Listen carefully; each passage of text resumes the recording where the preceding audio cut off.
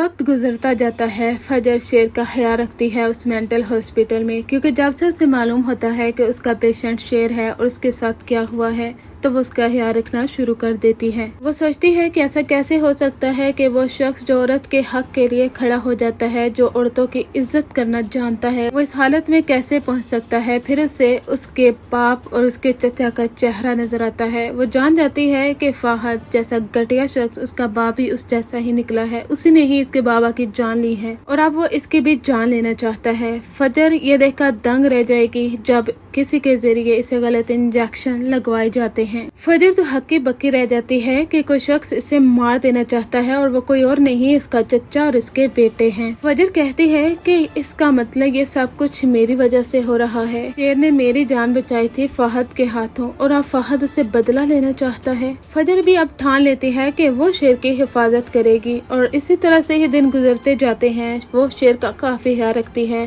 وہ شیر سے پوچھتی ہے کہ یاد کرنے کی کوشش کرو، تمہارے ساتھ ماضی میں کیا ہوا ہے، تمہارا نام کیا ہے، تمہاری والدہ کا نام کیا ہے اور بابا کا نام کیا ہے۔ بابا کا نام سنتے ہی شیر چلانا شروع کر دیتا ہے۔ وہ کہتا ہے، میرے بابا کہاں ہے، میرے بابا کو میرے سامنے لاؤ، میری موم کہاں ہے۔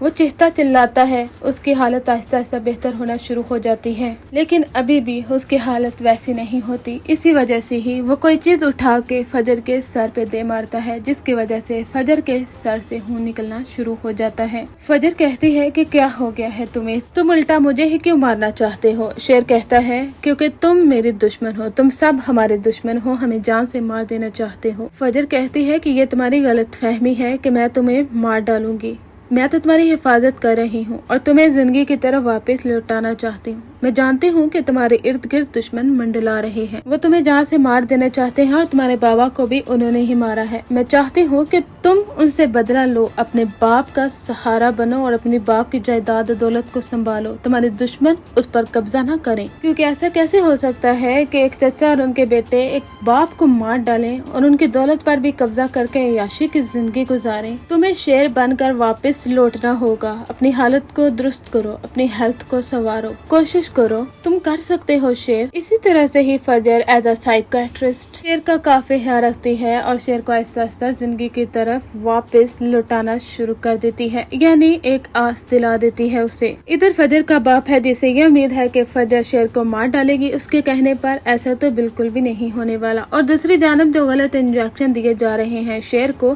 فجر جب یہ دیکھتی ہے تو اب وہ اسے پھینکنا شروع کر دیتی ہے۔ وہ کہتی ہے کہ یہ انجیکشن اب میں لگایا کروں گی اور اس کے بدلے اب وہ پھینکنا اسے شروع کر دیتی ہے۔ اسی وجہ سے ہی تو شیر کی حالت بہتر ہونا شروع ہو جاتی ہے۔ فجر کے لیے ایک ہارٹ تو ضرور بنتا ہے، کیونکہ جس طریقے سے وہ شیر کا خیال رکھتی ہے اور آگے جا کر ان کا ریلیشن بھی تو اسی وجہ سے ہی اسٹرانگ ہوگا نا۔ ان کے لیے ایک ہارٹ کمنٹ سیکشن میں ضرور دیجیے گا۔